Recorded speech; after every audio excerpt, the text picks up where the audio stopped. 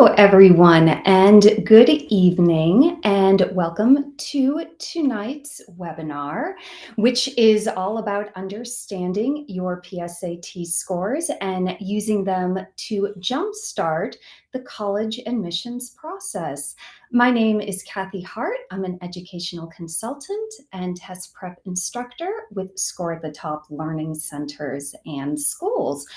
Just a little bit of housekeeping before we get started. Once I move into presentation mode, which I will in just a second, unfortunately, I will not be able to view the chat live, but I do invite you to type in any questions in the chat throughout the presentation. And at the end of it, so it'll just be about an hour, I will come back and I will be able to view the chat and then answer your questions, focusing on the ones that I might not have covered during the presentation. And I'll also put my email in the chat as well at the end of the evening, just in case you have any follow-up questions regarding the material that I cover. So appreciate your understanding, and let's go ahead and get started. Let me just make sure my slides are looking good. All right, excellent. As always, we are broadcasting live over our social media channels. We are making a recording of tonight's presentation, so you will have access to that within a day or two. So if there's something that you missed, if you need to leave the presentation early, don't worry, it will be posted very quickly.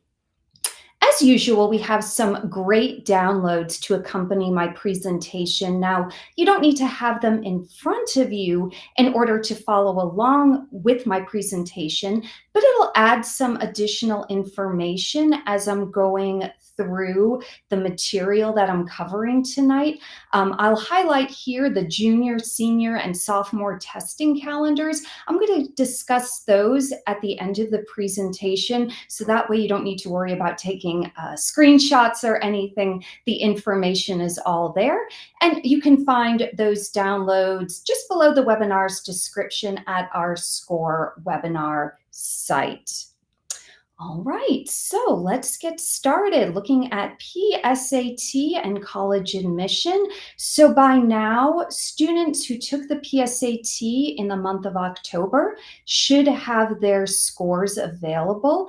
And so those scores are a really great piece of data to begin thinking about some of the different aspects of the college admissions process. Foremost, I would say, are those SAT or ACT scores. Just to give you a little insight here, and I'm going to talk later on in the presentation to help you better understand how your PSAT might compare to the SAT, how those two tests may compare to the ACT.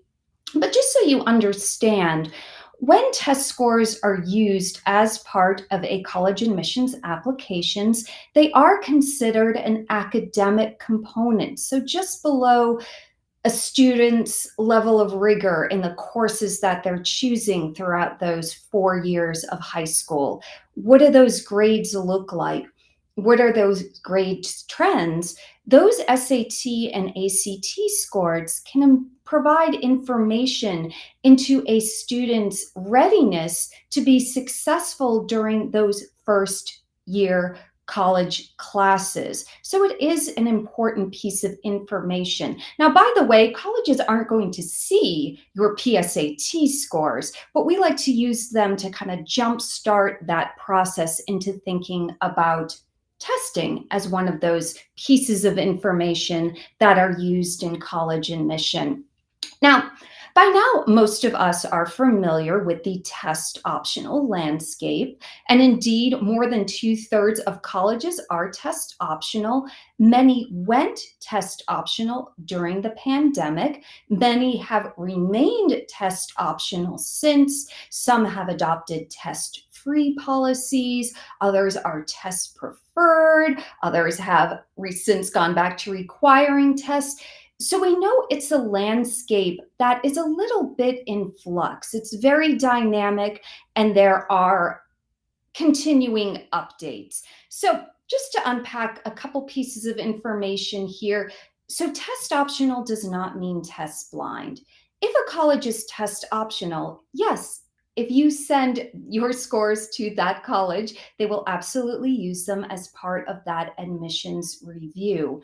And just to be aware that when many of these very well known colleges went either permanently or temporarily test optional, that drove those admit rates down because the number of applications spiked. So, just to be aware, if you are applying to those test optional schools, and if you're not applying with the set of test scores, just to be aware that that the competition can be stronger, it's more competitive, and there is going to be additional emphasis on other parts of the application, including that rigor and grades in your high school course record, emphasis on those extracurriculars, on those essays, and if a school takes them, any letters of recommendation. To keep up with the latest and greatest in all things in the testing world, we recommend that you check out fairtest.org to see which schools are remaining test optional, returning to requiring tests.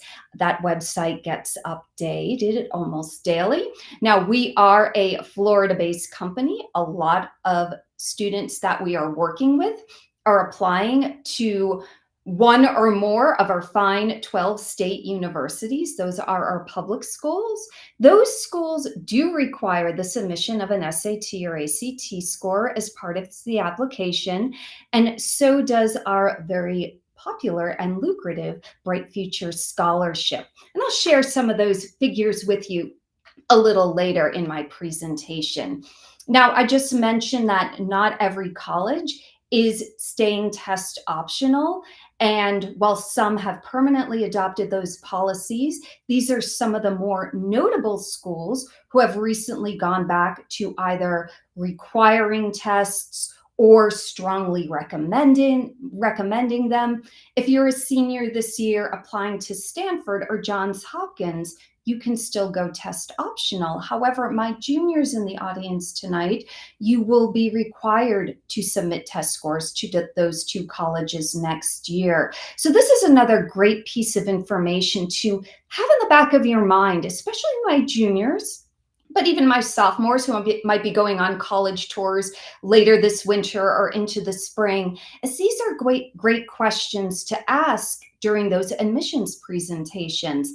And many colleges make these announcements usually after they finish up reviewing the current year's applications. So you might see those announcements coming from the colleges later in the spring, beginning of the summer. So of course, we don't know yet which colleges are going to remain test optional, but we do know that strong scores are always going to be a plus factor in the face of test optional. And this is one of the reasons why you want to take the PSAT. There are a number of benefits to taking this test. Now, we know many students show up to their high school. It's a Monday, Tuesday, Wednesday morning. They sit down, they open their laptop. PSAT, just like its older sibling SAT, is fully digital now. However, you can get a lot of good information from the PSAT.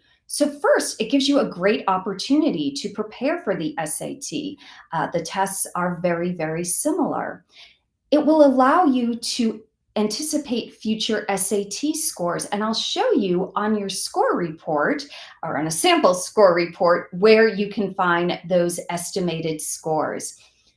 Not only will it allow you to prepare for a future PSAT or SAT, say if you're a junior and you're going to be taking the SAT later this spring, but it'll also help you identify some academic weaknesses and use this time to remediate those. For juniors, this is going to be the main way that you will enter in that National Merit Scholarship competition. Don't worry, more on that later. And of course, you're going to receive lots of information about colleges. So let's take a look at those PSAT scores.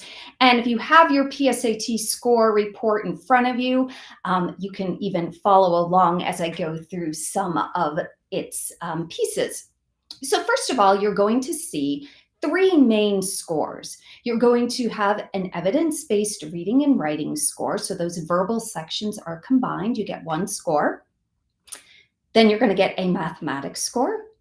You add those two scores together, and that is going to give you your total score. Now, let's look at the scale score, the score scale for the PSAT and SAT.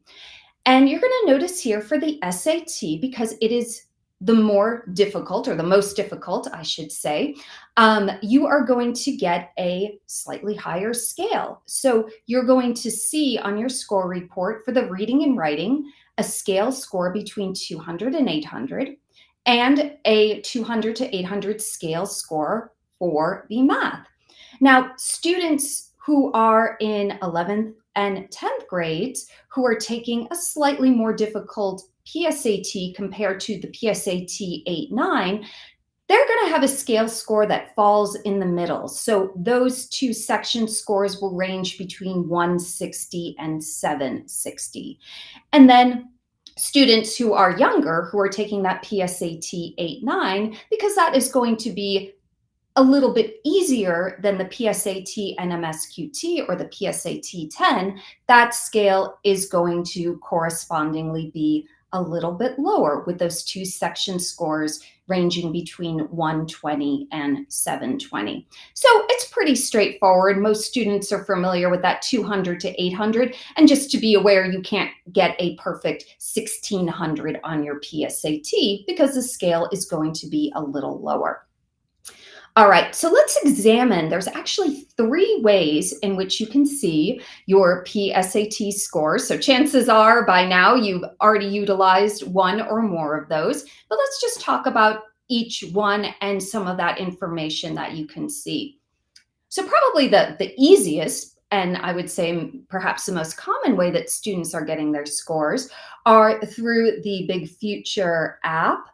Students, when they provide their cell phone, when signing up for a school day SAT or PSAT, can then have access to the app. It gives them quick access to scores, scholarship information, college information. They'll be notified when their test scores are ready. And just to be aware that you must be 13 or older in order to access the app. Now, another common way that students are going to receive their scores is going to be through their school counselor, who will provide them with a PDF score report. And this is the only way our younger students can receive scores. You're going to see basically four sections. I'm going to show you a sample one in a minute, where you're going to see the scores, including the overall and the two section scores, the knowledge and skills, and then the NMS index. And then on the second page of the PDF, which I'm not showing this evening, you're going to receive some career information about career trends in your state. So let's look at your PDF score report. And just to talk about some of these pieces, on the left-hand side, this is that total score. So I can see that's my range, 320 to 1520. So that's the highest score I can get on this version of the PSAT, the NMSQT. And then these are my two section scores. The reading and writing, I scored a 620. And the math, I scored the 500. I'm going to see these percentiles, and these are comparing my scores to the average of students who took the PSAT over the last 3 years. So it's not just from the most recent PSAT sitting, but it is from the last 3 years, just to give you an idea of where you might fall in compared to other students in your grade. You can see here the score range. So if I was going to say take the PSAT in October and then take it again in November, which I wouldn't, but that just gives me an estimate of how I might perform on a subsequent PSAT. All right, coming over to the center section, this is the knowledge and skills, and you are going to see these performance bands across the 8 content domains. So reading and writing and math both have 4 specific content domains, and you're going to notice that the better you do in these areas, the more of these bars are filled in. Now, what this lacks, unfortunately, is I don't know exactly how many questions I missed or which questions I missed. I'm only getting a snapshot of those general skills, and it would allow me to perhaps prepare for a future PSAT or SAT, or maybe in the classroom, going back and reviewing some of those skills that I may not be especially strong in. So down here, I'm looking for my reading and writing, for instance. I can see I was pretty strong on information and ideas. Those are many questions that pertain to reading, but my standard English conventions, those are a little lower. So maybe if I'm preparing for a March SAT, or I'm taking the PSAT again, I'm a sophomore and I'm taking it again as a junior, maybe I want to do a little bit of brush up on these skills. Likewise, coming over here to the math and the SAT, PSAT are always very algebra focused. So maybe I haven't taken geometry since I was a 7th or 8th grader. So those skills are a little rusty. So that tells me I perhaps want to go back and brush up on those prior to taking another test. Now, coming over here on the right-hand side, I see my NMSC selection index score. And I see I scored a 174 out of 48 to 228. I'm going to talk more about the NMS competition momentarily.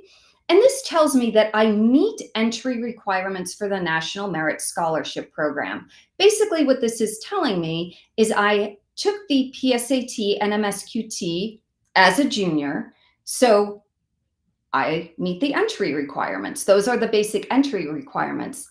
I don't know yet, and I won't know until fall of my senior year, whether or not I am actually competitive, meaning I have either been recognized as a commended student or am proceeding into the competition as a semifinalist. So just to compare, this is what the SAT PDF score report looks like. Similar information minus that selection index score. All right, many students have a College Board account, and many will create one as they continue testing through College Board. If they are taking AP classes, that's where their AP classroom is housed. So students can also access their online score report directly from their College Board account. So let me just show you a little bit what that might look like. You're going to get same information that you've already seen both on the app or on the PDF, but there's a little more detail. So same thing that I saw on my other score reports or my other types of score reports. I get to see that total score, the breakdown between reading, writing, and math, and then my selection index score. So all of that information is the same. And then I start getting more detailed score insights. Now, not every student is going to see this same level of detail. It really all depends where you took the PSAT, but some students will be able to compare their score to their school's average, to their district average, to their state average. So, but again, not every student is going to be able to see that information. All students should be able to see the breakdown of their section scores. So I'm showing you the reading and writing one as an example. You'll see similar information for the math. And I can see here that I scored a 620 on my reading and writing. I've met a benchmark that tells me I'm progress to be ready for college. This would be that score range. If I took another PSAT, I could maybe score a little lower, maybe score a little higher. And this is information that I haven't seen on my PDF score, but I'll get that estimate of the SAT. So going back to using the PSAT to help set you up for the college admissions process, this is a great piece of information, I think, maybe more so if I'm a junior and anticipating taking a SAT later in the spring, but I can see that my score, my SAT estimated score would be between a 590 and a 700. So that's good information to know. Again, depending on where you took the test, you may see some of these score comparisons to see how your scores stack up to other students taking the PSAT. You should see these total percentile comparisons. Those are the same ones that we looked at on the PDF, where you're being compared to that average from the last 3 years. So you get an understanding of, is my score a good score? Is it a strong score? How does it compare to other students' scores? And then I'm going to see those knowledge and skills, those performance scores band for each content domain. Now, same drawback as on when I viewed those on my PDF score report is I don't see how many questions I missed. I just see my relative strength. So here, and I apologize, my might be a tiny bit blurry, but here I'm doing pretty well in algebra compared to my geometry and trigonometry. Now, on your actual online score report, when you have access to it, you can click on these links and they say view skills and example questions in the next score band. So these will just give you the opportunity, if I want to progress along that score band and eventually fill them all in, what are the skills that I need to do to strengthen my math skills performance? Unfortunately, I'm not going to be brought to any of the questions I answered when I took the PSAT. I'm just going to see sample questions. Just briefly talking about those content domains and looking at them a little bit more closely. So for the reading and writing, there are 4 content domains. 2 of those areas, craft and structure information ideas, are primarily towards reading. So a little bit more than half of the test is comprised of reading focused questions, with the remainder, just a little under half, expression of ideas, standard English conventions, primarily focused on writing. Now, one of the things about the SAT, this is when it was true when it was a paper-based test. It is absolutely true now that it's a digital test, is the SAT really has a very high level of reading. You'll notice some of those math problems can be pretty long. Certainly these single passages, that's one of the things that students do like from the move from a paper-based test to a digital test. The student said, oh, short reading passage, 1 question. Every word really counts. Some of these reading questions are fairly complex, so just to be aware of those. And then for the math, SAT, algebra has always been king on the SAT and the PSAT, and you can expect to see a breakdown of the following, so leaning mostly towards algebra and advanced math with a little problem-solving, data analysis, geometry, and trigonometry thrown in. Another thing that students do like about both the PSAT and the SAT math is that there is a formula sheet available and an online calculator is available. Students take the test on an app called Blue Book, and there is a built-in Desmos calculator. Students can still bring their own calculators to a PSAT, to an SAT, but in case they forget it, they have access to one on the app. A few other features of the online score report that you can take a look at. You're going to see link to practice questions. If you are interested in registering for an SAT, you'll find links to register. You can even get some AP course recommendations based on how you did on your PSAT. And of course, you'll get information about colleges, careers, scholarships, and other post-secondary options. So some pretty good features on your score report that'll allow you to not only anticipate how you might perform on an SAT, but also help you start researching possible future college applications. All right, so let's talk about the National Merit Scholarship, and I'm just going to show you a few pieces of information about that. So in order to calculate that National Merit Scholarship selection score, so that's a score with a range between 48 and 228, you are going to double the reading and writing section score, add that to the math score, and then kill the final zero. So that's how that selection index is calculated. Now, let's look at what happens. So these are the steps in the National Merit Scholarship competition. And you're playing the long game here. It is a long process. So as a junior, I sit along with over 1 million other juniors, and I take the PSAT in October of my junior year.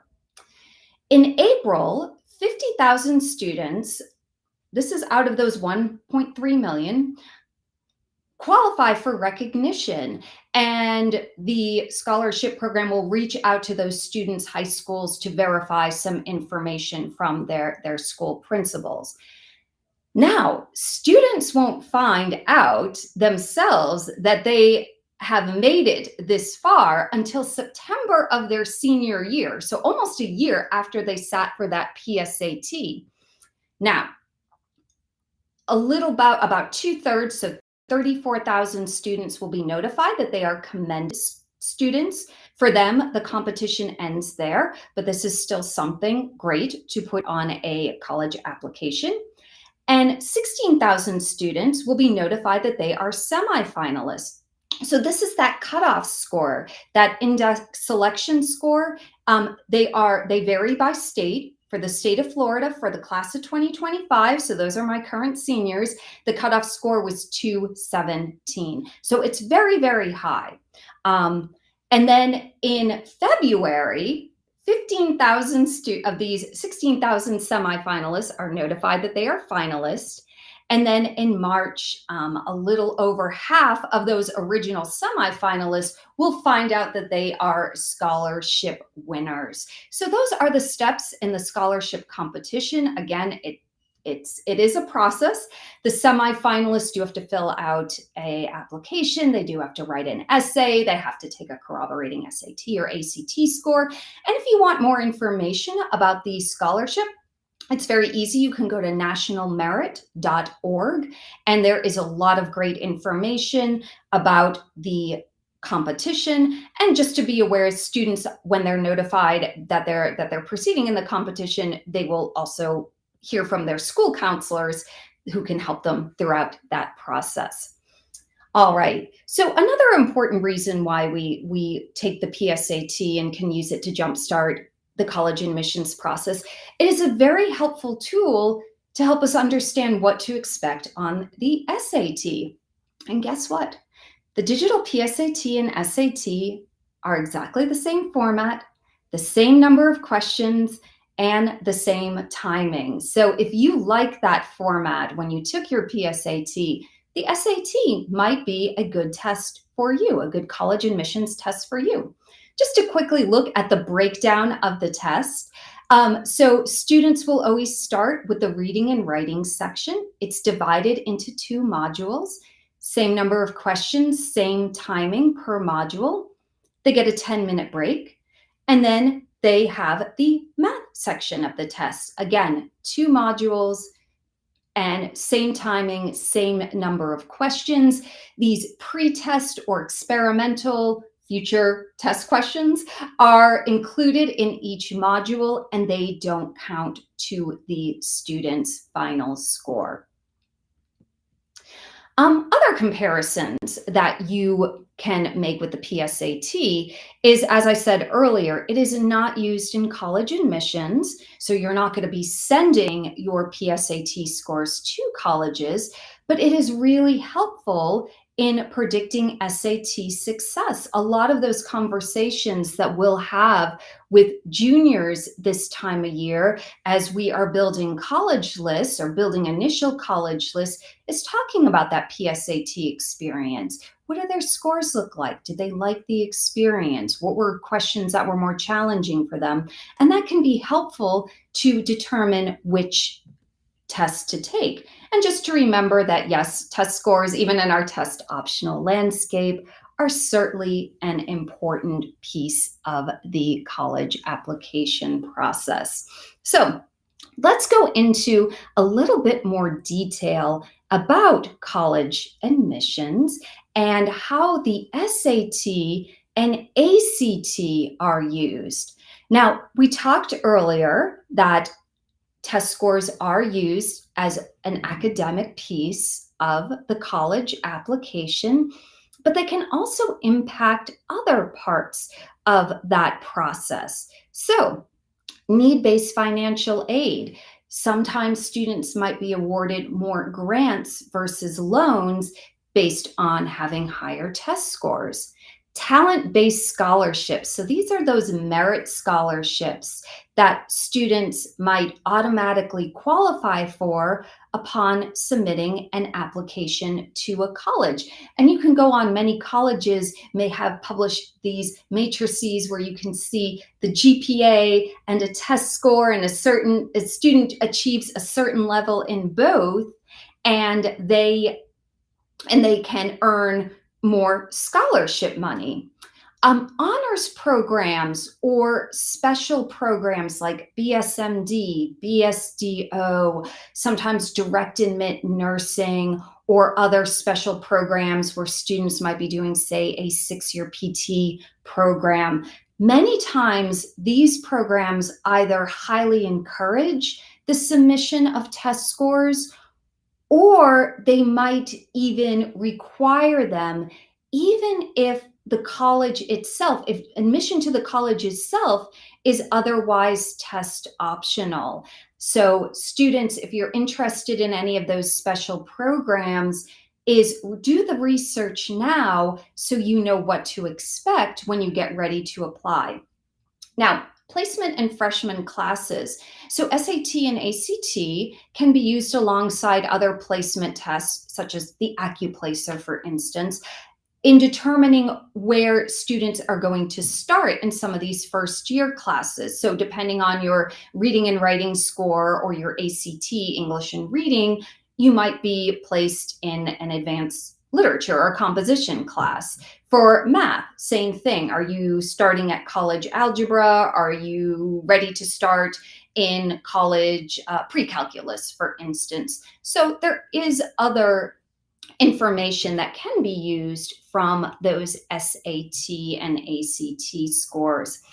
Another question that is pretty common to us is, how do my scores stack up? I think that's a common question. I hear it from students, I hear it from families, is what's a good score? What is a good score? So that really, like many things in college admissions, it often depends, right? So we can start by taking our scores and looking at how they stack up to some of these national averages. Every year, the SAT publishes a report at the end of the school year and publishes the average of the SAT and the PSAT from grades 11, 10, 9, and 8. So you, the students, can see how your scores compare. So right now, the national average that for the SAT is a 1024, with the reading and writing and math both a smidgen over 500. And then the national average ACT composite score is a 19.4. And you can also find that on the ACT website. And by the way, all these national average scores are actually down. They were also down last year.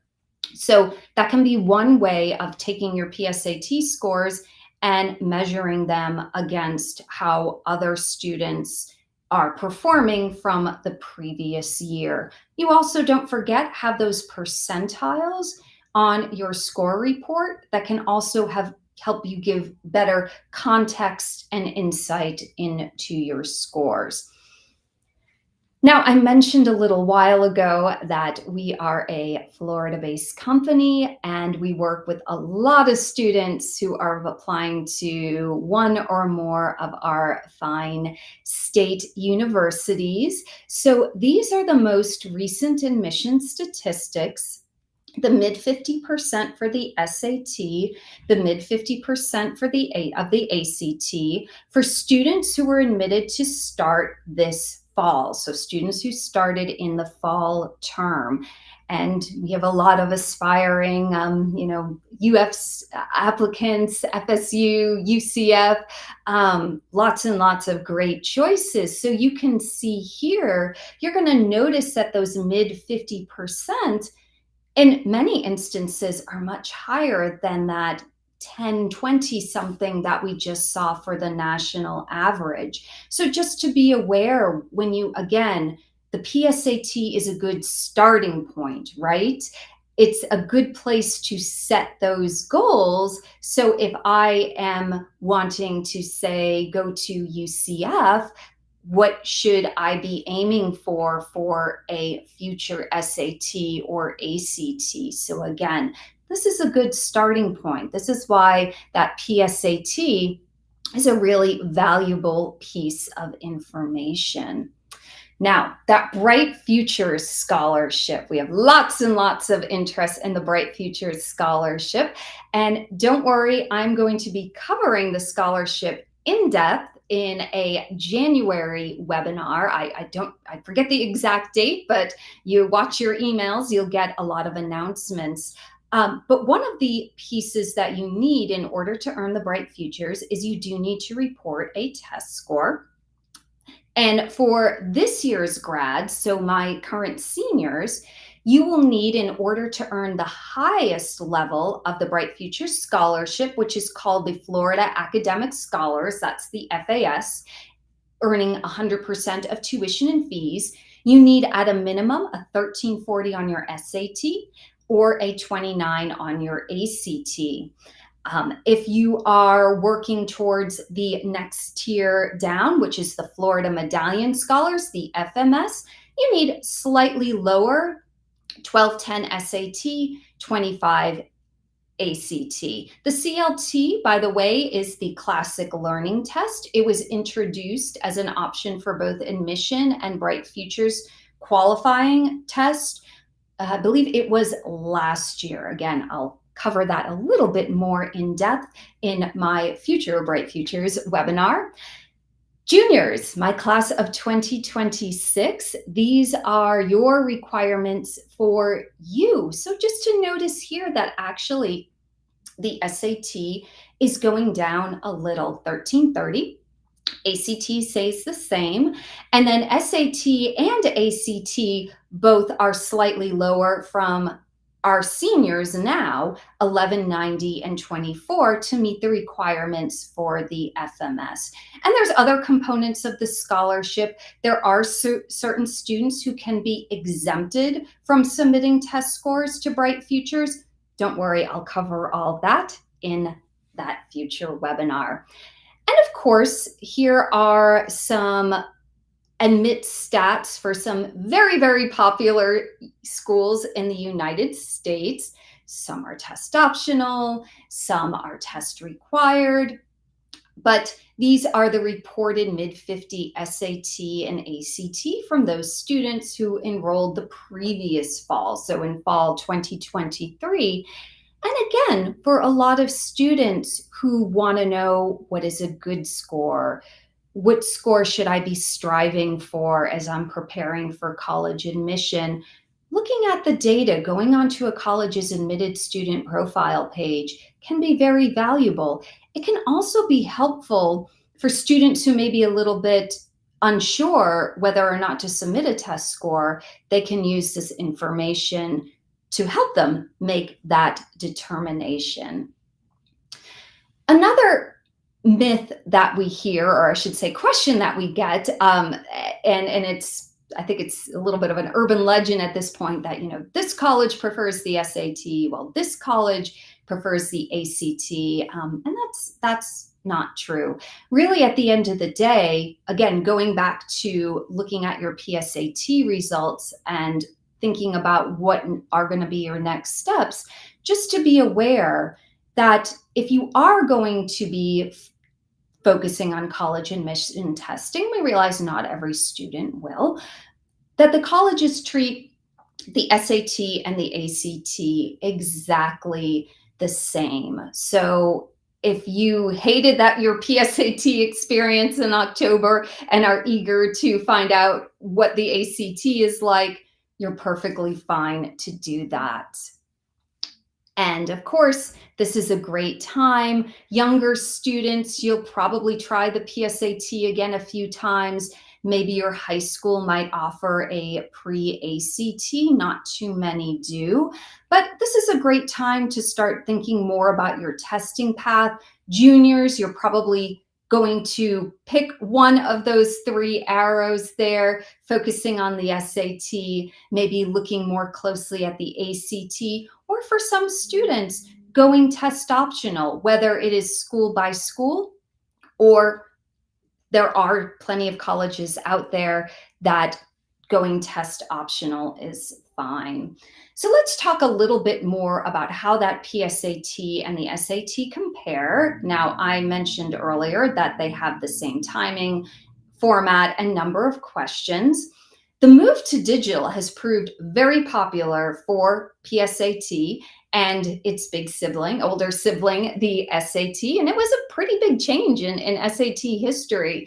This time last year, we were wondering how everything would pan out. What would the technology look like? And so far so good. Students really like the fact that it is a shorter test, and the adaptive nature of the test hasn't been problematic. Again, I mentioned earlier when I was talking about some of the reading content, is you're going to notice that those reading passages that used to be a page long followed by a page worth of questions, those are gone. So you're going to be looking at a single shorter passage with one question corresponding to each passage. There are fewer overall questions. Students are given more time per question. You have that built-in calculator, and the calculator is allowed for all math questions. Just to talk briefly about the adaptive nature of the PSAT and the SAT, because yes, your PSAT is adaptive. So we talked earlier about you start with the reading and the writing before going into math. Each of those two section tests are divided into two modules with the same number of questions and the same timing. Now, you're going to notice when you take that first module for the reading and the writing and for the math, you're going to notice it's a baseline. It'll be pretty clear because some questions are very easy, some are medium, some are difficult. Depending on your performance in that first module, you're either going to be given a second module that's going to be harder or is going to be easier. And just to coming from a tutoring perspective, now I don't tutor math. I do tutor the reading and writing. But I have tried the math on the practice test. Blue Book has several practice tests. And I notice as a non-math person that when I do module 1, I'm definitely getting fed to the easier module 2. I'm seeing a lot of math questions that I can do as someone who has not studied math in many, many years. But when I do the reading and writing practice tests, I can tell that I am in a more advanced module 2 because the vocabulary is elevated. And those short reading passages, they're already pretty complex to begin with. They're definitely more complex, I would certainly say. And then for the SAT, that's that scale score 200 to 800. That depends on the total number you get correct, along with the level of difficulty. And on my PSAT, my score is going to be, or my scale score is going to be a little lower to account for the fact that the questions on the PSAT aren't going to be quite as advanced as those on the SAT.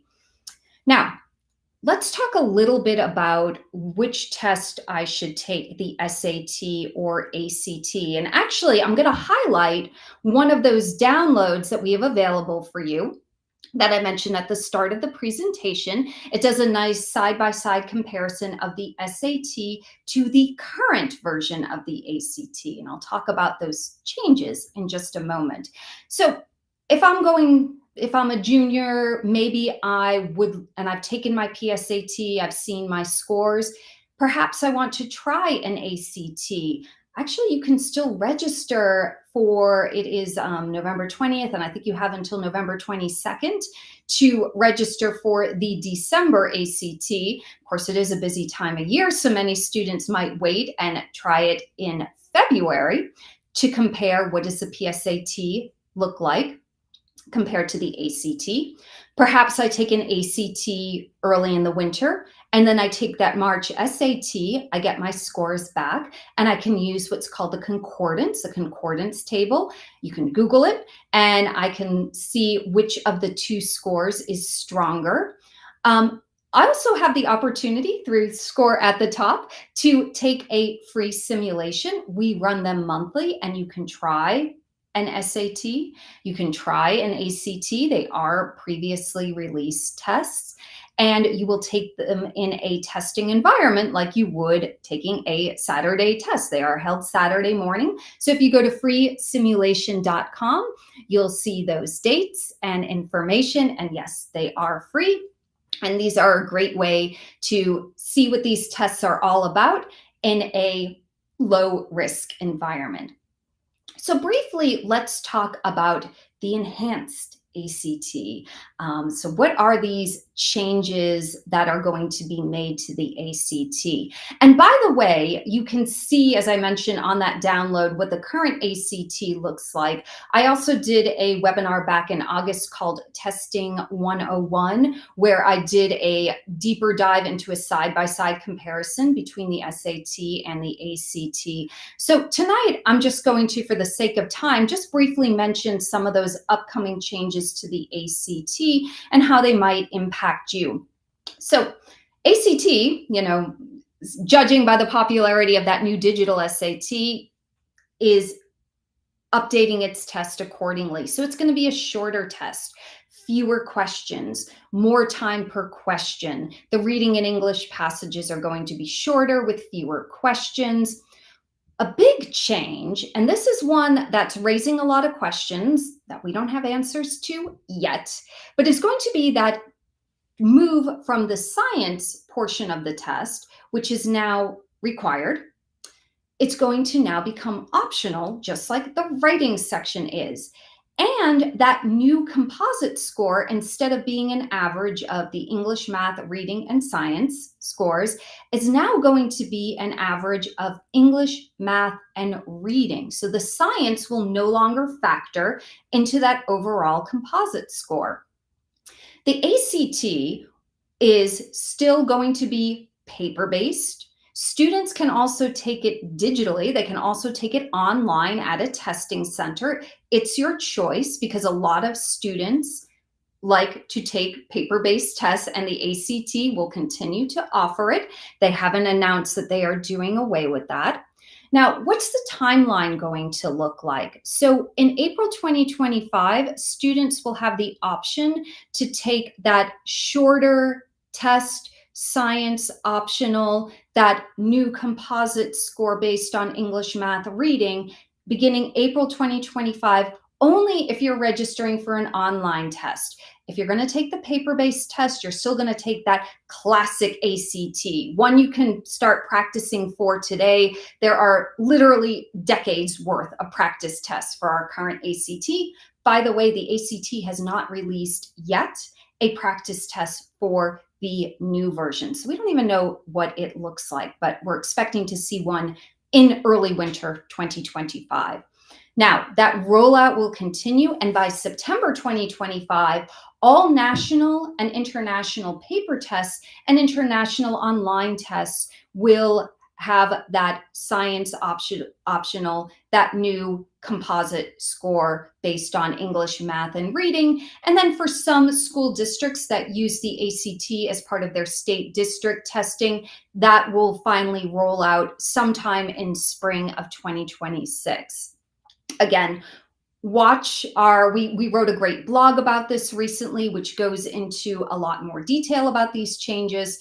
And so you can follow along there. Now, what does this mean for you? Kind of going back to the focus of tonight's webinar, is juniors. You might be starting to think about planning out your testing through the spring. So just a couple of things for you to consider. So now that you have your PSAT scores, certainly you can take the digital SAT or the SAT now.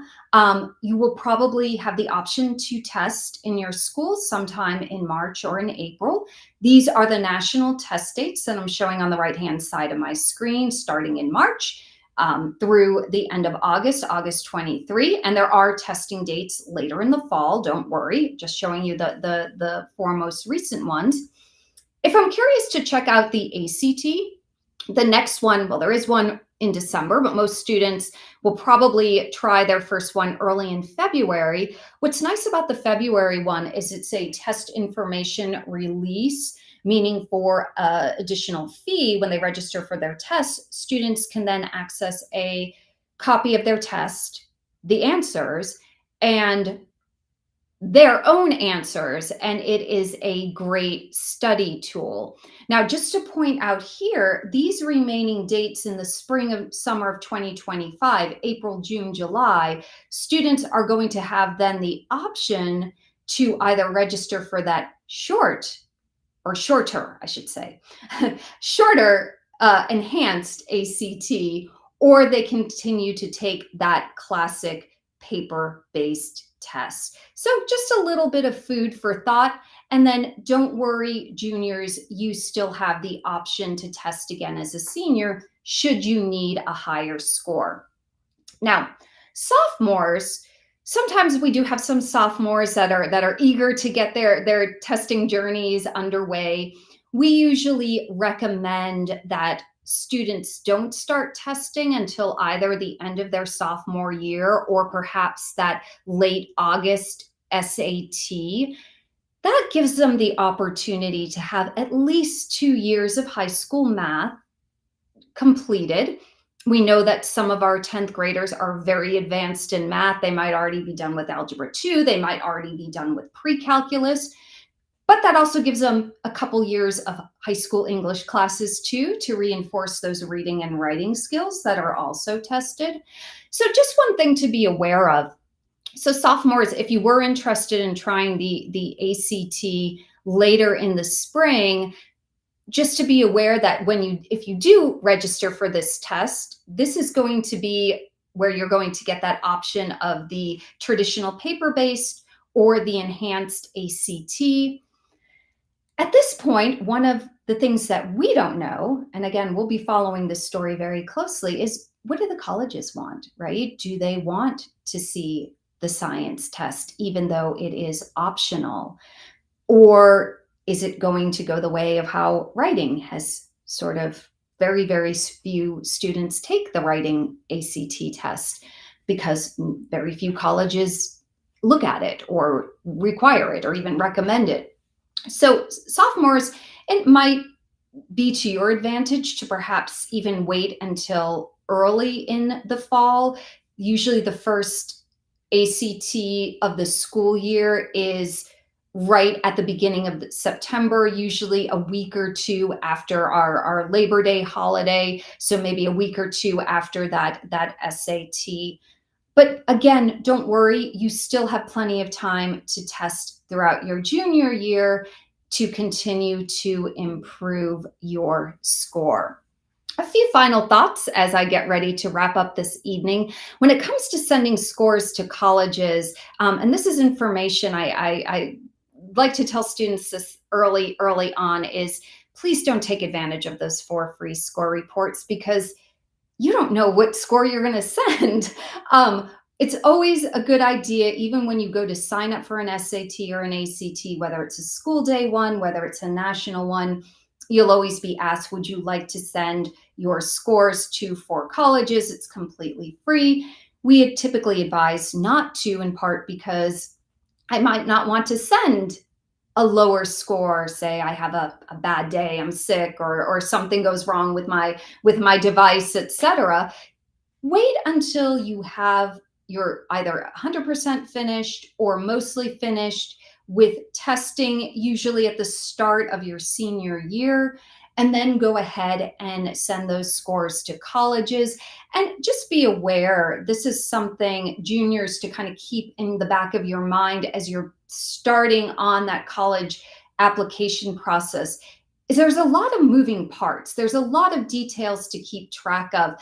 And how colleges want scores or how they want them sent can vary from school to school. Some colleges want every test you've ever taken. Some will calculate a super score or are fine with just seeing the single best set of scores. Some colleges want you to self-report your scores. Others want official score reports. So this can be something you and your parents or other family members who are assisting you throughout the process to help you track this information. I think it's something that I always like to advise students just to be mindful of it at this point in the process. And of course, if a college is test optional, the choice about sending scores is ultimately going to be yours. And of course, we certainly, regardless of which test you're taking, we always strongly recommend that students prepare for these tests. And we certainly would be honored if you consider us for your test prep needs. We work with students virtually, in person, small groups, one-on-one. This is also a great time. I've been talking, I know, a lot about testing and about some of those academic components of the college application, but this is a great opportunity to start doing some of that initial research for college, right? So checking out those freshman class profiles to get a sense of not only what were those average GPAs and test scores, but many colleges like to highlight the extracurricular involvement their admits have been a part of throughout high school. So this is a great chance not only to look at those test scores, look at your GPA, look at your curriculum. Can you improve your grades? Can you improve your rigor? What about your extracurricular involvement? Coming up in December, Donna and Ellen will be discussing extracurriculars as part of a webinar. And so you might want to think about those. Of course, you always want to give us a call for any of your academic college counseling needs. And I'm just going to quickly highlight here, we do have 2 SAT workshops at 2 of our local high schools, Suncoast and Dwyer, although you don't need to be attending either of those schools to attend the workshop. They are offered 7 Saturday mornings starting January 11th. They are offered the MLK holiday. You can go to suncoasttestprep.com for more information about that workshop. And then a slightly longer URL here, but if you go to our Score at the Top website and look up Dwyer SAT workshop registration, you can get dates and prices for those. We run an annual college admissions boot camp. We wrap that up at the beginning of October. That's also held at Suncoast High School. I don't have the future dates for that yet, but you can check out that Score Boot Camp site if you are interested in participating in that, but that won't be until usually we start that end of August. And like I said, it goes into the beginning of October. And as always, we got lots and lots of great college admissions webinars coming up. As I mentioned, we have an extracurricular one. Anne's going to be talking about athletics later in the winter. I'll be back for Bright Futures. Judy does this amazing Common App walkthrough. We update these annually, or you can always view the previous year's ones. We invite you to tell your friends about us. And now I am going to come back and I am going to look at the chat. So if you have any questions, you can drop them in the chat. I don't see any right now. Give one moment. And I'm also going to, actually, let me do this. I'll put my email is going across the bottom of the screen. So if for some reason you have a follow-up question or you think of something after tonight's presentation, You can reach out to me, heart@scoreathetop.com. And yeah, no, I don't see any questions in the chat. So what I'm going to do is I'm going to say thank you all for attending this evening. I appreciate your time and attention, and of course, wishing everyone a very happy and healthy holiday season, and look forward to seeing you in the new year. Take care.